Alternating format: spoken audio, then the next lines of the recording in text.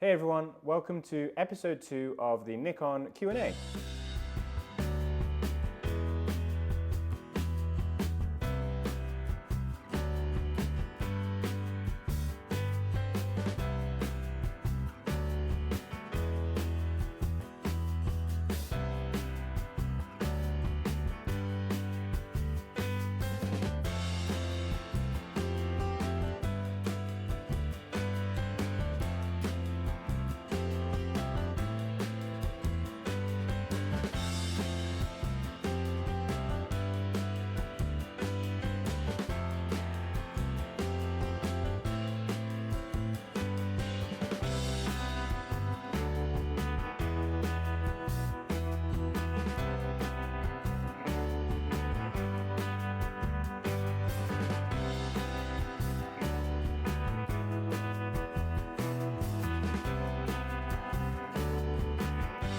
So we're going to have a look at some of your questions that you've left in the comments. Right, so as always, if I pronounce your name wrong, I'm sorry.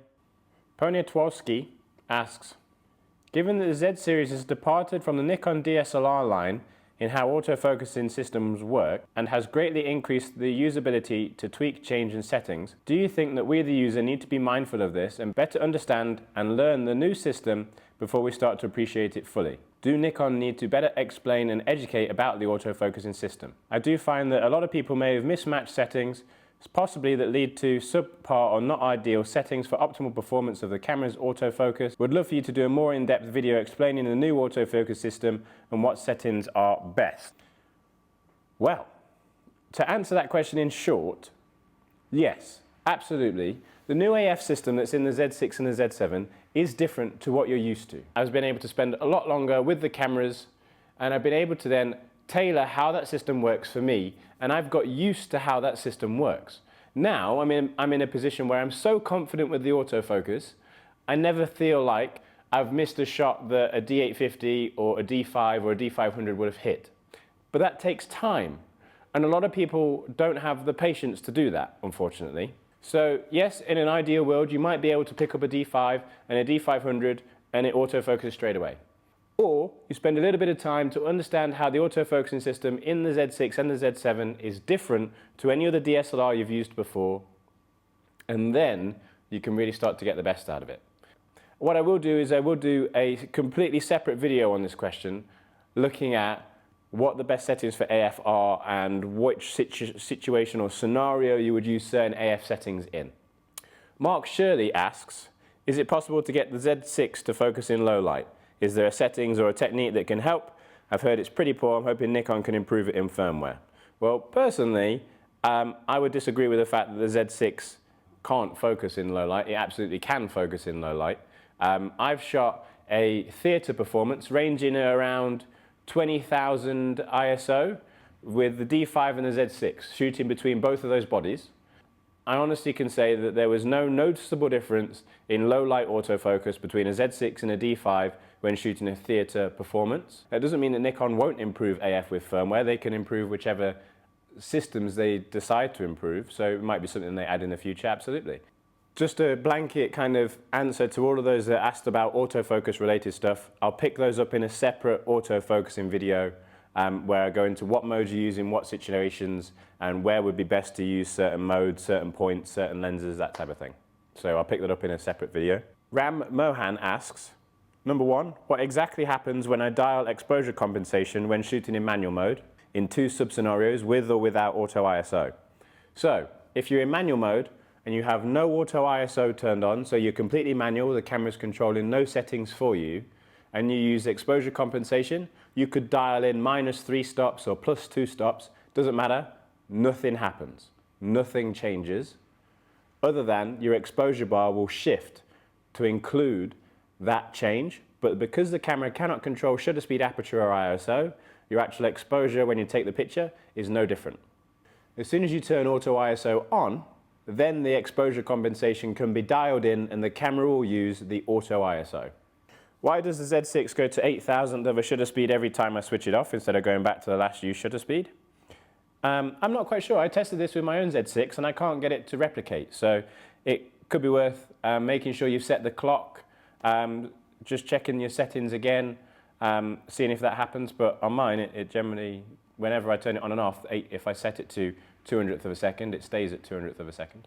My question is, for an advanced amateur wanting to go full frame, currently on a D7000, would you recommend a Z6 or a D750? Considering half my lenses are already FX and F-mount, and I mainly shoot landscape and macro, so should I wait and see if there's a D760 coming before deciding? Well, to answer that question as simply as possible, the Z6 is obviously lighter and easier to carry and easy to travel with, so if that's important, the Z6 might be the option to look at.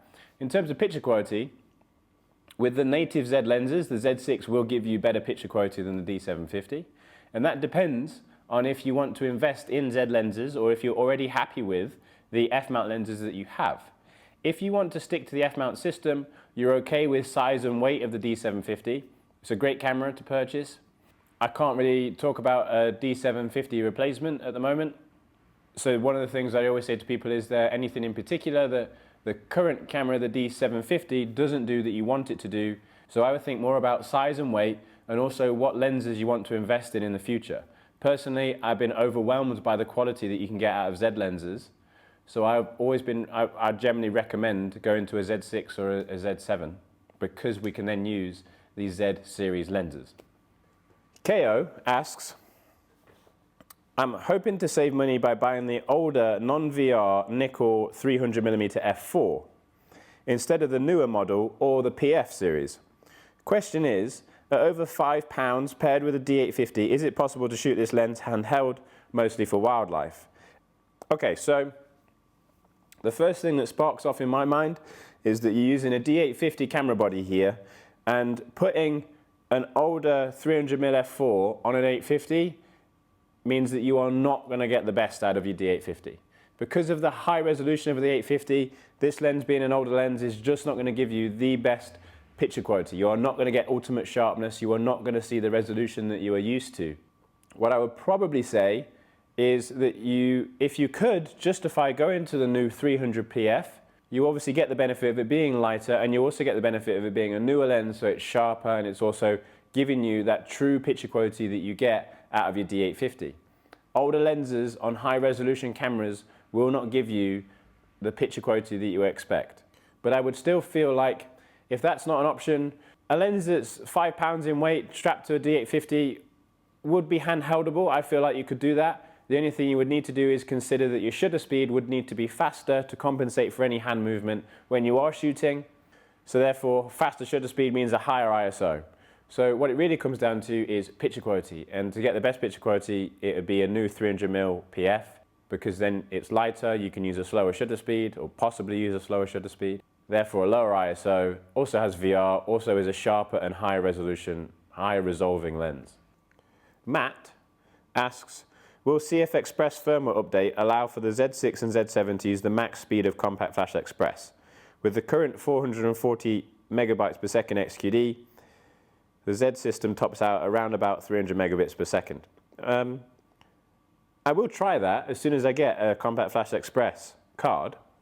But until I get one, I can't really let you guys know. So as soon as I get hold of one and I get a camera with the new firmware on it, I'll let you know. AI Geek says, do you think buying the DF in 29 is a good decision? Well, I've recently just put together a video looking at how good the DF is in low light compared to the D5 and the new Z6. Now, personally, I feel like, yeah, you could go and buy a Z6 and get better low light performance and an all-round better camera.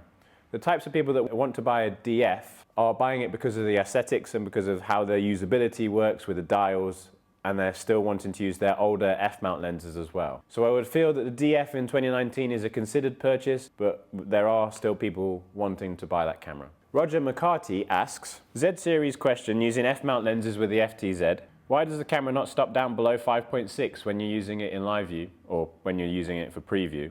So when you're looking through the camera lens and you go and set an aperture of f11, f16, f22, the camera won't actually stop down to that. It sticks to 5.6. Now, what this actually does is it allows the camera to autofocus. If you go and ask your camera to give you f22 and then ask it to autofocus, there's just not enough light coming through. So yes, you are right. You lose the ability to see your true depth of field, but it keeps it as a constant 5.6 and won't let you go any lower than that until you take the shot, so that you get constant AF performance. Other mirrorless cameras also do the same thing, but Nikon Z6 and Z7 stick to 5.6. On other cameras, it changes depending on the lens that you're using. John Roach asks, can you cover the Z7 versus the D850 focusing system? How would you approach the Z7 focusing system when compared to the D850? Absolutely. I've had so many questions about this though, that what I'll do is I'll do a separate AF video that goes through all the different modes, what you would use them for, and how they compare to what the D850 system is, and how to get the best out of the autofocus. So separate video for that. Michael Jenkinson asked a question in a video a couple of videos ago that I thought was pretty important, so I felt like I could answer it in one of these videos. So he first of all asked, do a comparison between the 50mm prime and the 24-70, both at 50, to see which one is sharp. So let's have a look at those now. Okay, so here we have the 24-70 f4 on the left-hand side, set to 50mm and set to f4. And we can see that it's the 24-70 f4 down here. And then on the right-hand side, we have the 50mm f1.8, and that's also set to f4. So if we quickly go and have a look at both of these at 1:1, and we can see straight away that the 50mm 1.8 is significantly sharper when they're both at f4. If we look at these at 2:1, the difference really starts to shine through at 2:1. So 50mm prime here stopped down at f4, and then we have the 24-70 here at f4 as well. Now obviously, because the 50mm can go to 1.8 and it's stopped down to f4, you kind of expect that to be sharper. So what I'll do is I'll swap that for this shot. So this is the 50mm here shot wide open at f1.8, both at 2:1. The 24-70 on the left hand side is at f4, and the 50mm is at f1.8. So the 50mm is sharper throughout the entire range, even if we stop them both down. So here we have both lenses stopped down to f8, 24-70, 50mm 1.8. Both of them stopped down to f8, and even then, still the 50mm is the one that's slightly sharper. But amazing detail that we can start to see the actual paint of the D850 logo on the camera itself with the 50mm lens, and we can start to see a tiny amount of it with the 24-70. So yeah, in answer to the question, the 50mm lens is sharper throughout its entire aperture range at 1.8, f4, f8 than the 24-70 when it's set to 50. So the second part of Michael Jenkinson's question was, the vast majority of my photography would be for landscapes. I don't really want anything to do with video, so that would not be a consideration. Which one, Z7 or Z6, would you recommend? Purely for image quality. Well, for me, I shoot all of my stills on a Z7. I absolutely love the image quality I get out of a Z7. There is literally nothing that competes with what you can get from a Z7 with the Z series lenses. For me, it's the best picture quality you can get in a camera of its size that's full frame. I only would say you go to the Z6 if you're after the better video recording quality, but because you mentioned you're not and you want best stills picture quality, it's a Z7 every day of the week. Steve Land asks, with already having the Nikon 105 1.4 and a 70-200, would the 200 f2 be a viable purchase for portrait, wedding and events? So for me, choosing between a 200 f2 and the 105 1.4, I prefer the 105 1.4. A lot of that is to do with the ergonomic side of things, so because the 105 is smaller and lighter, much easier to walk around with and travel, and it's not as distracting. The 200 f2 is a beast of a lens. It's not easy to pick it up and shoot in an event with it. If in terms of separation from subject to background and depth of field, the 200 f2 is going to be the best lens that you could buy. But I would always choose a 105 1.4 over the 200 f2. The difference is not that significant. Juan Finelli asks, when you're shooting timed exposure shots, how do you determine the amount of time needed to get a proper exposure? So this is when I'm using filters, so either Lee filters or Nissi filters for long exposures that could be anything from 30 seconds to I've had shots that are full 18 minutes, 20 minutes, and there are apps that are available from Nissi and also Lee that you put your settings in, you then tell it what filter you've used, and it then gives you how long your shutter speed should be to get the correct exposure with the filters that you're using. And depending on the filters that you're using, either Nissi or Lee, there's a bit of leeway on that. And the more that you use those filters, you'll start to understand if you should go slightly longer or slightly shorter. Dwayne Parker asks, which Nikon full-frame camera is best high ISO performer and which crop sensor also? Well, best high ISO, I've already done a video on that, so go check that out up here. And crop sensor, it's D500, 7500. They're the same processor, same sensor, so they're almost identical in low light for crop sensored cameras. Okay guys, so thank you very much for watching again. And what I'd like to ask you guys to do is ask even more questions in the comments so that I can keep that rolling on for episode 3. So the more questions you ask, the better. So anything you want to ask about any Nikon related kit, please do ask in the comments below, and we'll then start with episode 3 very soon. I'm also contacting a few people about our first special guest event as well, so keep an eye out for that. As always, any questions, put them in the comments below. Thank you very much for watching. See you soon.